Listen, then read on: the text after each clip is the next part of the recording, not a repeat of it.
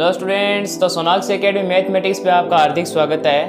और आज हम मैं पीरियोडिक क्लासिफिकेशन का लेक्चर नंबर 05 लेके आए हैं, जिसके अंदर आज में बात करनी है मेंडलीव्स पीरियोडिक टेबल की। इससे पहले देखो अपन ने 3 क्लासिफिकेशन किए थे। सबसे पहला था लेवोसियर क्लासिफिकेशन, सेकेंड था अपने न्यूलैंड ऑक्टेट्स लॉ और थर्ड था अपने डोबेराइनर्स ट्रेड। ठीक है, तो ये 3 थे। ठीक है, एक तो सबसे पहले दिया था जो, अब देखो ये तो अपन ने 3 पढ़े थे। सबसे पहले तो दिया था लेवोसियर ने, फिर दूसरे नंबर पे दिया था डोबेराइनर ने। जो डोबेराइनर ने क्या दिया था, अपना ट्रेड रूल दिया था, समझ में आ गया, ट्रेड रूल दिया था। और थर्ड नंबर पे अपन ने पढ़ा था न्यूलैंड से ऑक्टेव रूल। उसके बाद फोर्थ नंबर पे मेंडलीव अपनी पीरियोडिक टेबल देते हैं, और ये दी थी सन 1669 में। ठीक है, सन 1669 1669 के अंदर ये पीरियोडिक टेबल दी गई थी मेंडलीव द्वारा। समझ में आ गई? तो चलिए आज का लेक्चर शुरू करते हैं। और जिन स्टूडेंट के पास इस पर्टिकुलर लेक्चर के नोट्स नहीं है तो वो जाके डाउनलोड कर सकता है, जिसकी लिंक डिस्क्रिप्शन बॉक्स के अंदर गिवन है। ठीक है, अब देखो भाई क्या है मेंडलीव्स पीरियोडिक टेबल। देखो इस टेबल को बहुत मान्यता दी गई थी। ठीक है, बहुत मान्यता दी गई थी। क्यों? क्योंकि उस वक्त पे जितने नॉन एलिमेंट्स थे, ठीक है, उस समय में जितने नॉन एलिमेंट यानी कि उस समय पे जितने एलिमेंट्स उपस्थित थे, ठीक है, 63 माने जाते हैं। तो 63 जो एलिमेंट्स थे उन सभी को एक टेबल के अंदर उन्होंने सेट कर दिया। बहुत बड़ी बात है, 63 एलिमेंट्स को उनकी प्रॉपर्टीज के आधार पर उनको क्या कर दिया, सेट कर दिया। बहुत बड़ी हासिलता थी। ठीक है, तो ये है भाई। अब देखो भाई मेंडलीव्स पीरियोडिक टेबल के पहले अपने थोड़े बात कर लेते हैं मेंडलीव के बारे में। ठीक है, तो मेंडलीव को देखो पूरा नाम है ना, जो मेंडलीव का पूरा नाम है दिमित्री मेंडलीव। ठीक है, दिमित्री मेंडलीव नाम है इनका। ठीक है, दिमित्री मेंडलीव। और इन्होंने जो अपनी पीरियोडिक टेबल है वो जमा कब करवाई थी, 1669 में, 1669 में। इसी समय पे ये थे रसिया के थे भाई ये। ठीक है, ये थे रसिया के। और इनके साथ मतलब इनके साथ तो नहीं, मतलब इनका कोई कार्य या फिर कोई भी शामिलता नहीं थी। जर्मनी के एक और साइंटिस्ट थे जिनका नाम था लूथर मेयर। वो भी सेम ही काम कर रहे थे जो मेंडलीव ने किया था। ठीक है, सेम ही काम कर रहे थे लूथर मेयर। वो आपके सिलेबस में नहीं है, वो 11th क्लास में आएगा आपकी, तो वो तो आपके नहीं है। वो जर्मनी से थे और वो भी यही काम कर रहे थे जो मेंडलीव कर रहे थे। पर फर्क इतना था कि ये क्या कर रहे थे, टेबल पे काम कर रहे थे और वो एक ग्राफ में। ठीक है, वो ग्राफ में रिप्रेजेंटेशन कर रहे थे, क्लासीफाई कर रहे थे एलिमेंट्स को, और ये टेबल के अंदर। तो इनका बहुत महत्वता दी गई क्योंकि इन्होंने टेबल पे काम किया है तो इनको ज्यादा महत्वता मिली है, जबकि लूथर मेयर ने ग्राफ के अंदर बनाया था। ठीक है, सेम ही काम था और सेम ही प्रिंसिपल था। ठीक है, तो जमा भी पहले इन्होंने कराई थी, तो इनका ही नाम आता है सबसे पहले। अब देखो भाई आगे अपन बात करते हैं इनकी जो ओरिजिनल टेबल है। ठीक है, इनकी जो ओरिजिनल पीरियोडिक टेबल है वो मैं और आप तो भाई पढ़ नहीं सकते। ठीक है, क्योंकि जो ओरिजिनल पीरियोडिक टेबल है जो मेंडलीव द्वारा खुद के द्वारा बनाई गई थी वो रशियन लैंग्वेज में थी। ठीक है, जो कि आप ये देख सकते हैं भाई, बहुत ही मतलब राइटिंग पता ही नहीं क्या है। ठीक है, रशिया भाषा है तो मैं तो नहीं आती। ठीक है, तो उनकी देखो भाई ओरिजिनल पीरियोडिक टेबल थी ये, देख रहे हैं भाई, देखो समझ में नहीं आ रही ना, तो ये थी भाई इनकी ओरिजिनल पीरियोडिक टेबल। समझ में आ गई भाई बात। अब देखो इनकी जो पीरियोडिक टेबल है इनको ये प्राप्त कहाँ से हुई, इनको आइडिया कहाँ से मिला? ये मिला था इनके ड्रीम से, यानी सपने में। ये खुद दावा करते हैं भाई, मैं नहीं कह रहा, ये खुद दावा करते हैं अपने। जब पीरियोडिक टेबल जमा कराते हैं तो इनसे पूछा जाता है कि आपने ऐसा कैसे किया, तो ये अपने देखो स्टेटमेंट एक देते हैं। स्टेटमेंट आप ये देख सकते हैं, ये है भाई स्टेटमेंट इनका। ये कहते हैं कि जब मुझे सपने के अंदर सभी एलिमेंट्स एक टेबल के अंदर मिले, ठीक है, सारे के सारे एलिमेंट्स है वो एक टेबल के अंदर मिले, इनको सपने में आया था ये। ठीक है, पूरी टेबल है ना वो सपने में दी गई थी कि ये देखो भाई इस प्रकार से है, सपने के अंदर इनको टेबल दिखी थी। ठीक है, तो ये कहते हैं कि जब मैं अचानक उठता हूँ तो मैं देखता हूँ कि वो सारे एलिमेंट्स, कुछ नहीं सारे तो नहीं, कुछ एलिमेंट्स मुझे पता है कि उसके अंदर कैसे थे। तो वो क्या करते हैं कि एक छोटे से कागज के पीस पे जो उनको एलिमेंट्स याद आ रहे थे, जैसे जैसे उनको क्रम था वैसे उन्होंने सेट कर दिया। ठीक है, तो ये उनका स्टेटमेंट रहा था उस समय में। तो ये आप देखो भाई, देख लिया होगा आपने, ये विकिपीडिया पे आपको मिल जाएगा। अब देखो भाई आगे अपन बात करते हैं इसके ऊपर। और तो ये है ना, वो जब क्लासिफिकेशन करते हैं तो वो करते हैं प्लेइंग कार्ड पे। ठीक है, प्लेइंग कार्ड पे, ताश के पत्तों पे करते हैं ये। समझ में आ गई भाई, ताश के पत्ते पे सभी एलिमेंट्स लिखे। ठीक है, और उनको उनकी प्रॉपर्टीज के आधार पर वो क्या करते गए, सेट करते गए। सिमिलर प्रॉपर्टीज को एक साथ ले लिया, डिसिमिलर को एक साथ ले लिया, इस प्रकार से, ठीक है। तो ताश के पत्तों पे इन्होंने अपना ये एक्सपेरिमेंट किया था। समझ में आ गई भाई बात। अब चलो भाई नेक्स्ट अपने आगे चलते हैं कि इनका मेन प्रिंसिपल क्या था, ठीक है। इनका जो मेन प्रिंसिपल था एलिमेंट्स को सेट करने का, वो था increasing order of atomic weight, ये था इनका, ठीक है। इनका जो मेन सिद्धांत है वो ये है कि increasing order of atomic weight पे सभी एलिमेंट्स को क्लासिफाई किया गया था, ठीक है। एटॉमिक वेट के इंक्रीजिंग ऑर्डर को ये सेट करते गए, ठीक है, और एलिमेंट्स को क्लासिफाई कर दिया, ठीक है। ये इनका मेन प्रिंसिपल था। सारे अब एटॉमिक वेट पे चल रहे थे, क्योंकि इससे पहले भी जो साइंटिस्ट थे वो भी क्या कर रहे थे, एटॉमिक वेट पे ही कर रहे थे भाई एक्सपेरिमेंट, जो भी है। जैसे डोबेराइनर ने किया था, अपना ट्रेड रूल दिया था, या फिर न्यूलैंड ने अपना ऑक्टेव रूल दिया था, तो उसके अंदर भी एटॉमिक वेट के इंक्रीजिंग ऑर्डर को लेके बात हुई थी, ठीक है। तो ये इतना है। अब इनका देखो जो पीरियोडिक लॉ है वो क्या है, वो भाई आपको ध्यान में रखना है, बहुत इंपॉर्टेंट है पीरियोडिक लॉ। ये क्या कहते हैं, जो इनका पीरियोडिक लॉ है ये है कि the physical and chemical properties of any element is a periodic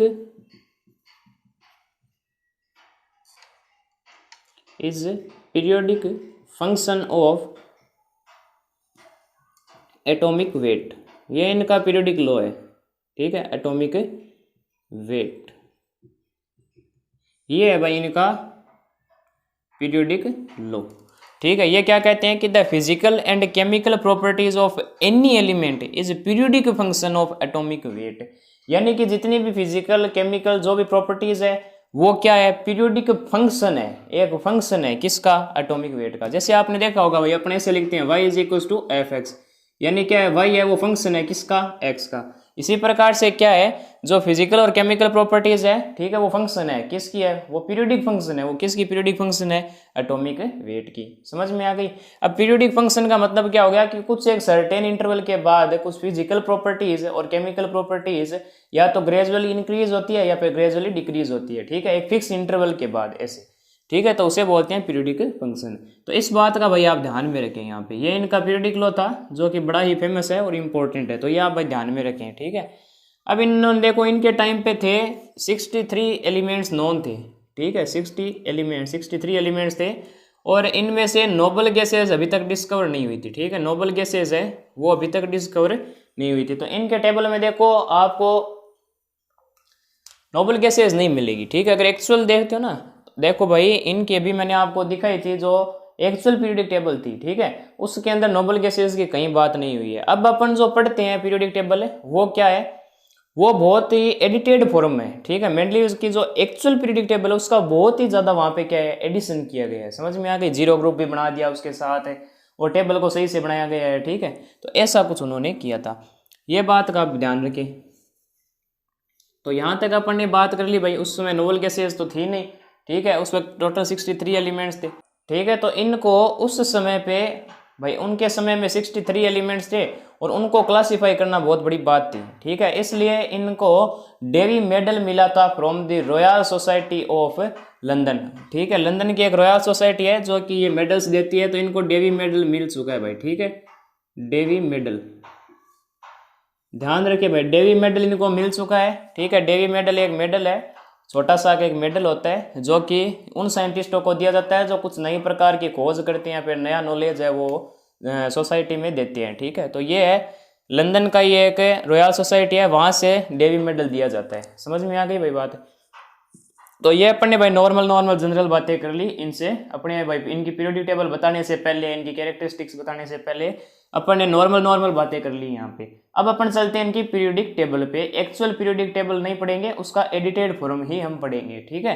वो तो देखो ओरिजिनल तो अपने पढ़ने की बात ही नहीं है, आपको रशिया आना चाहिए, रशियन लैंग्वेज आनी चाहिए, मुझे तो आती नहीं है, ठीक है। तो अपन एडिटेड फॉर्म ही पढ़ेंगे, ठीक है। तो पहले आप इतना नोट कर लीजिए, फिर अपन आगे चलते हैं, तो कर लीजिए। देखो भाई ये है एडिटेड फॉर्म है, ठीक है, मेनली पीरियोडिक टेबल का, ओरिजिनल तो नहीं है। तो देखो उस समय पे जो ये पीरियोडिक टेबल थी ओरिजिनल, उसके अंदर 63 एलिमेंट्स थी, ठीक है, इसके अंदर काउंटिंग कर लेना भाई, थोड़े कम ही मिलेंगे। ठीक है, 63 एलिमेंट्स थे उस समय में, और 63 के 63 एलिमेंट्स को उस समय पे जितने एलिमेंट थे सारों का उन्होंने इनमें टेबल के अंदर अरेंजमेंट किया था। कुछ इस प्रकार से उनका रहा था। तो इनके टेबल के देखो खासियत क्या क्या बातें हैं कि सबसे पहले तो बात यह है कि इनके पीरियोडिक टेबल के अंदर इस प्रकार से 7 हॉरिजॉन्टल, 7 हॉरिजॉन्टल रोज है। ठीक है, 7 हॉरिजॉन्टल रोज है। इस प्रकार से देखो भाई रोज बनाई गई है, यहाँ पे 7 है ये। ठीक है, 7 रोज बनाई थी जिनको इन्होंने नाम दिया था पीरियड। क्या नाम दिया था भाई? पीरियड। सबसे पहले इन्होंने नाम दिया था पीरियड। ठीक है, तो 7 हॉरिजॉन्टल रोज को इन्होंने नाम दिया था पीरियड, और 8 ऐसे वर्टिकल कॉलम बनाए गए थे। ठीक है, 8 यहाँ पे आपको मिलेंगे वर्टिकल कॉलम। तो 8 वर्टिकल कॉलम को इन्होंने नाम दिया था ग्रुप। ठीक है, तो ये बात आप एक तो स्पेशल पॉइंट के अंदर डाल सकते हैं कि इनकी पीरियोडिक टेबल के अंदर 7 हॉरिजॉन्टल रोज हैं जिनको अपन क्या बोलते हैं? पीरियड, और 8 वर्टिकल कॉलम्स हैं जिनको अपन बोलते हैं ग्रुप। ठीक है, सबसे पहली बात आप ये ध्यान में रखें। नेक्स्ट अब अपने क्या बात आपको ध्यान में रखनी है वो देखो कि इन्हीं के जो ये ग्रुप है ना, ये ग्रुप, ठीक है, जो ग्रुप्स यहाँ पे बनाए गए हैं उन ग्रुप्स को आगे और तोड़ा गया सब ग्रुप्स के अंदर। एक है ए सब ग्रुप है और दूसरा है बी सब ग्रुप। आप देख रहे होंगे ये जो ग्रुप बनाए गए हैं ना, 8 ग्रुप है, इनके अंदर आपको मिलेंगे सब ग्रुप्स। ठीक है, फर्स्ट का जैसे ए है, ठीक है, बी है, तो एक ही ग्रुप 2 अलग अलग सब ग्रुप के अंदर तोड़ दिया, एक ए और एक बी। इसे बोलते हैं फर्स्ट ए, इसे बोलते हैं first B, second A second B. तो इस प्रकार से सभी ग्रुप को 2-2 प्रकार से यहाँ पे तोड़ दिया गया। ठीक है, 2 सब ग्रुप बना दिए। अब देखो भाई जो सब ग्रुप ए है उसके अंदर आपको मिलेंगे नॉर्मल एलिमेंट्स। ठीक है, फर्स्ट के अंदर है ना जो ए है वो ए सब ग्रुप के अंदर मिलेंगे नॉर्मल एलिमेंट्स, और बी के अंदर मिलेंगे ट्रांजिशन एलिमेंट। ट्रांजिशन एलिमेंट, अब ये क्या चीज है ट्रांजिशन एलिमेंट? ट्रांजिशन एलिमेंट देखो डी ब्लॉक वाले हैं। आज की अगर भाषा में बात करें तो डी ब्लॉक वाले जितने भी एलिमेंट है वो सारे किसके अंदर रखे गए हैं? सब ग्रुप नंबर बी के अंदर। देख लो भाई यहाँ पे कॉपर है, सिल्वर है, इसके अंदर देखो भाई जिंक है, कैडमियम है, मरकरी है, इसके अंदर स्कैनेडियम है, टाइटेनियम है, हाफनियम है, वेनेडियम है, नाइओबियम है, ठीक है, टेक्नीशियम है, क्रोमियम है, मोलिब्डेनम है, टंगस्टन है, मैग्नीज है, टेक्नीशियम है, वगैरह वगैरह। यहाँ पे तो पूरे ये सारे क्या रोक दिया 8 नंबर में ट्रांजिशन एलिमेंट्स। तो इस प्रकार से बनाए गए हैं। और ए के अंदर आपको मिलेंगे नॉर्मल एलिमेंट, जैसे hydrogen, lithium, sodium, potassium, rubidium, caesium, francium. यहाँ बेरियम है और मैग्नीशियम है, कैल्शियम, स्क्रोन्शियम है, बेरियम है, रेडियम है। ठीक है, यहाँ जैसे देखो बोरोन है, एल्यूमिनियम है, इंडियम है, थेलियम है, एस्टाइन है, कार्बन है, सिलिकॉन है, ठीक है, टिन है, लेड है, नाइट्रोजन है, फॉस्फोरस है, आर्सेनिक है, एंटीमनी है, बिस्मुथ है। तो इस प्रकार से क्या है, जो फर्स्ट ए है ना, फर्स्ट ए है, सेकेंड ए है, जो सब ग्रुप नंबर ए है उसके अंदर नॉर्मल एलिमेंट्स डाल दिए, और जो सब ग्रुप नंबर बी है उसके अंदर डी ब्लॉक वाले यानी ट्रांजिशन एलिमेंट्स को यहाँ पे शामिल किया गया था। तो ये हो गई अपनी बात। तो ये भी आप इसके अंदर लिख सकते हैं। देखो भाई फर्स्ट पॉइंट आप ये लिख दोगे कि यहाँ पे 7 हॉरिजॉन्टल रोज बनाई गई थी और 8 वर्टिकल कॉलम्स बनाए गए थे जिनको ग्रुप एंड पीरियड नाम दिया गया था। सेकंड फर्स्ट पॉइंट आप ये लिख दे।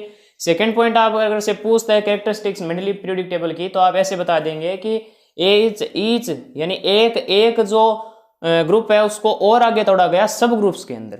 ठीक है, सब ग्रुप नंबर ए और sub group number B. Third point आप क्या लिख देंगे कि सब ग्रुप नंबर ए के अंदर नॉर्मल एलिमेंट्स और सब ग्रुप नंबर बी के अंदर ट्रांजिशन एलिमेंट डी ब्लॉक वाले एलिमेंट्स को शामिल किया गया था। समझ में आ गई भाई ये बात है।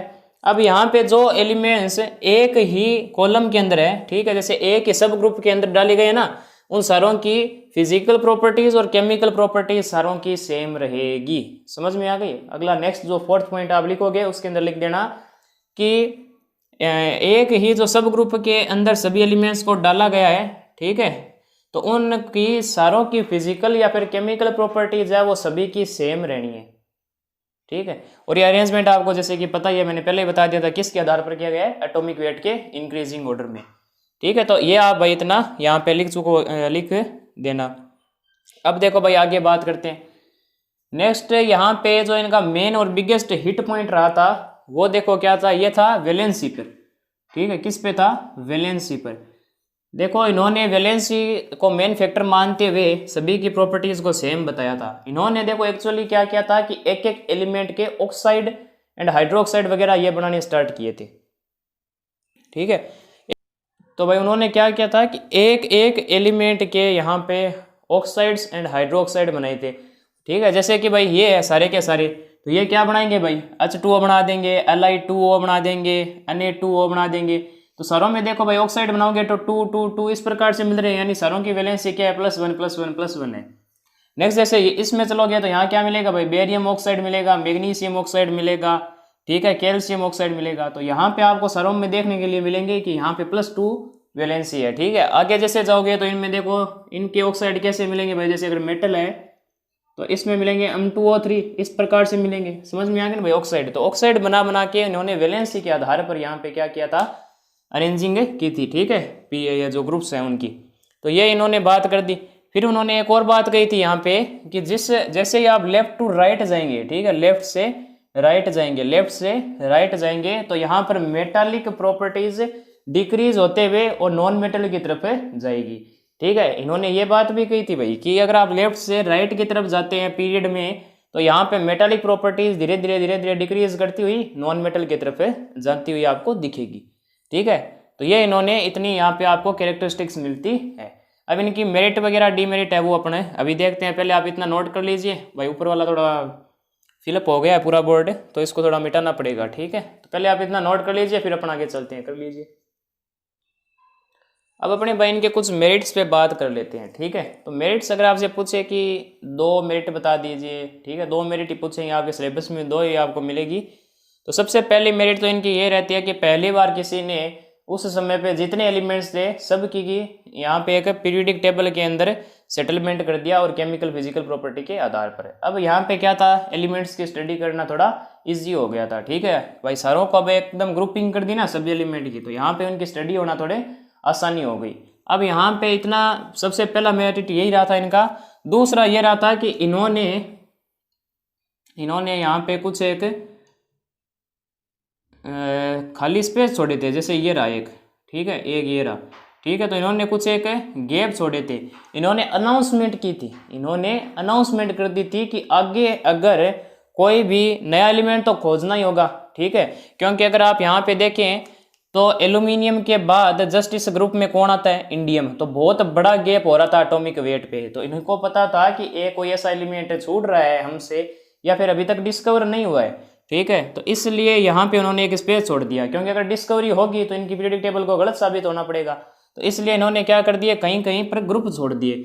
और देखो इन्होंने नाम भी दे दिए थे इनकी, भाई रिफ्रैक्टिव इंडेक्स वगैरह है, इनकी बॉन्ड लेंथ है, ठीक है, सारी जितनी भी प्रॉपर्टीज थी, फिजिकल प्रॉपर्टीज, क्या रंग होगा वगैरह वगैरह, तो सब कुछ इन्होंने डिस्क्राइब करते हुए इनका नाम भी रखा था। जैसे कि यहाँ पर है ना जो वाला गैप छोड़ा गया है, इसको नाम दिया गया था क्योंकि जस्ट ये ऊपर वाला क्या है, एल्यूमिनियम है, तो इन्होंने इनका नाम रखा था इक्का एल्यूमिनियम। ठीक है, इक्का एल्यूमिनियम। फिर यहाँ पे देखो सिलिकॉन है और नीचे सिलिकॉन के यहाँ पे गैप छोड़ा गया, तो इसका नाम रखा गया था इक्का सिलिकॉन। ठीक है, इक्का सिलिकॉन। इस प्रकार से इन्होंने गैप छोड़ दिए यहाँ पे। ठीक है, इन्होंने यहाँ पे क्या कर दिए, गैप छोड़ दिए। और ये जो इक्का एल्यूमिनियम वगैरह है, तो इनके देखो भाई आगे जो खोजे गए ना, तो इस यहाँ पे खोजा गया था गैलियम, आपको पता है भाई गैलियम होता है। ठीक है, और यहाँ पे कौन आता है, जर्मेनियम आता है। तो ये 2 एलिमेंट्स आगे खोजे गए थे, गैलियम एंड जर्मेनियम। ठीक है, तो इनकी टेबल को थोड़ी बहुत ज़्यादा प्रायोरिटी मिली। ठीक है, अब इन्होंने देखो अनडिस्कवर्ड एलिमेंट थे ना, उनकी भी अनाउंसमेंट कर दी और नाम भी दे दिए, इक्का एल्यूमिनियम, इक्का सिलिकॉन। इनकी ऑलमोस्ट सारी की सारी फिजिकल केमिकल प्रॉपर्टीज भी डिस्क्राइब कर दी, इनका क्या रिफ्रैक्टिव इंडेक्स होगा, इनकी क्या बॉन्ड लेंथ होगी, ठीक है, क्या बॉन्ड एनर्जी होगी, क्या बॉन्ड डिसोसिएशन एनर्जी होगी, क्या बॉइलिंग पॉइंट, मेल्टिंग पॉइंट, सब कुछ इन्होंने डिस्क्राइब करते हुए इनके नाम रख दिया, इक्का एल्यूमिनियम और इक्का सिलिकॉन। कहा आगे आने वाले समय में इन एलिमेंट्स की खोज होगी। ठीक है, तब मेरी पीरियोडिक टेबल को गलत साबित किया जाएगा, इसलिए इन्होंने यहाँ पे स्पेसिंग कर दी। ठीक है, अनडिस्कवर्ड एलिमेंट के लिए इन्होंने स्पेस छोड़ा था, तो ये भी इनका बड़ा हिट पॉइंट रहा था उस वक्त। ठीक है, तो ये है भाई, इक्का एल्यूमिनियम के जगह पे बाद में जो खोजने वाला एलिमेंट था वो था गैलियम, और इक्का सिलिकॉन को जर्मेनियम नाम से जाना गया। ठीक है, तो ये भाई बात है, यहाँ पे इतनी होती है। अब अपन बात करते हैं इनकी डीमेरिट्स के ऊपर। ठीक है, कई फेलियर दिखते हैं भाई, फेलियर कहाँ से है, इतनी बड़ी भाई डिस्कवरी कर दी उस वक्त पर, तो डीमेरिट्स अपन नाम लेते हैं। ठीक है, क्या क्या कमियां रह गई थी वो बात करते हैं। सबसे पहली जो कि आज तक भी भाई मुद्दे पर बात है, ठीक है, कि हाइड्रोजन की पोजीशन। ठीक है, हाइड्रोजन कि पोजीशन को भाई ये नहीं सेट कर पाए थे, जो कि आज भी नहीं हो पा रही है। ठीक है, मॉडर्न पीरियोडिक टेबल में भी क्या है, यही प्रॉब्लम है कि पोजीशन ऑफ हाइड्रोजन कहाँ होना चाहिए, तो वो देखो आज तक भी मुद्दे की बात है, पहले भी थी। ठीक है, तो ये कोई बड़ी बात नहीं है। सेकेंड इनमें यहाँ पे क्या रहती है डीमेरिट के, कि जो आइसोटोप्स हैं, जो आइसोटोप्स हैं उनको इन्होंने यहाँ पे कोई जगह नहीं दी। देखो भाई कैसे, क्योंकि हाइड्रोजन है, हाइड्रोजन क्या आपको पता है भाई आज कि 3 आइसोटोप होते हैं। ठीक है, एक का होता है देखो मास 1 होता है, एक का 2 होता है, एक का 3 होता है। ठीक है, ये है प्रोटियम, ये है ड्यूटीरियम और ये है ट्रीटियम। ठीक है, हाइड्रोजन के 3 होते हैं आइसोटोप्स। देखो भाई आइसोटोप्स क्या होते हैं, या तो आपने 9th क्लास में पढ़ के आए होगे। ठीक है, जिनकी क्या होती है एटॉमिक नंबर सेम और एटॉमिक मास नंबर जिनका अलग होता है ना, डिफरेंट होता है, उसको अपन बोलते हैं आइसोटोप। तो यहाँ पे देखो भाई इसका मास है 1, इसका है 2, इसका है 3। तो देखो भाई यहाँ से यहाँ जाने पर क्या हो रहा है, मास बढ़ रहा है ना। तो हाइड्रोजन के बाद देखो यहाँ पे होना चाहिए था इसको। ठीक है, या फिर इसके नीचे यहाँ पे इन्होंने कोई मतलब पोजीशन नहीं दी इनको। ठीक है, तो आइसोटोप की पोजीशन नहीं दी, तो इनकी एक डीमेरिट के अंदर आ गई बात है। थर्ड इन्होंने क्या कर दिया, इन्होंने डिसिमिलर एलिमेंट्स की सेम ग्रुप के अंदर ग्रुपिंग कर दी। ठीक है, यानी कि grouping of dissimilar elements, dissimilar elements की यहाँ पे इन्होंने ग्रुपिंग कर दी। जैसे कि आप देख पा रहे होंगे कि hydrogen, lithium, sodium, potassium, rubidium, caesium और फ्रांसियम, इन पे देखो इन्होंने क्या कर दिया, इन्होंने सेम है जो डिसिमिलर एलिमेंट्स है ना, उनकी ग्रुपिंग कर दी इनके साथ। देखो कॉपर है, जैसे सिल्वर है, जैसे इस ग्रुप के साथ देखो भाई जिंक है, कैडमियम है, मरकरी है। तो इनकी क्या कर दी यहाँ पे साथ साथ में इस सेम ही ग्रुप के अंदर डिसिमिलर एलिमेंट्स की ग्रुपिंग कर दी। तो ये भी इनका क्या हो गया, एक डीमेरिट निकल के आ गया। फोर्थ, कुछ एक पेयर ऑफ एलिमेंट्स थे, कुछ एक पेयर ऑफ एलिमेंट्स थे जो कि increasing order of atomic weight पे डिपेंड नहीं कर रहे थे, जैसे। ठीक है भाई, तो अब यहाँ पे इन्होंने क्या कर दिया, अपने रूल को तोड़ दिया। इन्होंने कहा था इंक्रीजिंग एटॉमिक वेट के अनुसार हम एलिमेंट्स को सेटअप करेंगे, पर इनकी बात ये यहाँ पे लागू नहीं होती। क्यों नहीं होती? कॉपर और निकल में इनकी बात फंस जाती है। क्यों? क्योंकि कॉपर का जो एटॉमिक वेट होता है वो 58.9 होता है और निकल का होता है 56.6। तो पहले देखो भाई ये कोबाल्ट को रखा गया, कोबाल्ट का एटॉमिक वेट ज्यादा है और फिर उसके बाद क्या है 56.6। तो यहाँ पे देखो भाई पहले बड़ा है एटॉमिक वेट, फिर उसके बाद यहाँ पे कम है, यानी इन्होंने कहा था increasing order of atomic weight है, यहाँ पे डिक्रीज हो रहा है। ठीक है, तो ये अपने रूल को यहाँ पे फॉलो नहीं किए। ठीक है, तो ये यहाँ पे इनके 4 है वो डीमेरिट्स हैं और 2 मेरिट्स हो गई और कुछ एक इनकी कैरेक्टरिस्टिक्स है। ठीक है, तो ये है भाई मेंडलीव्स पीरियोडिक टेबल। ठीक है, तो पहले आप इतना नोट कर लीजिए भाई, फिर अपन आगे चलते हैं। तो कर लीजिए, तो नोट कर लिया। आज का लेक्चर यहीं समाप्त करते हैं। बड़ा ही इंटरेस्टिंग लेक्चर रहा है आज का। ठीक है, मेंडलीव्स पीरियोडिक टेबल के बारे में जितनी चर्चा हो सकती थी उतनी हमने आपको बता दी। इनके नोट्स हैं वो आपको डिस्क्रिप्शन बॉक्स के अंदर मिल जाएंगे, वहाँ से डाउनलोड कर लीजिए। ठीक है, तो आज का लेक्चर यहीं समाप्त करते हैं और नेक्स्ट अपना लेक्चर रहेगा हेनरी मोजलेस पीरियोडिक टेबल या फिर मॉडर्न पीरियोडिक टेबल। ठीक है, तो तब तक के लिए पढ़ाई करते रहें। जय राजस्थान।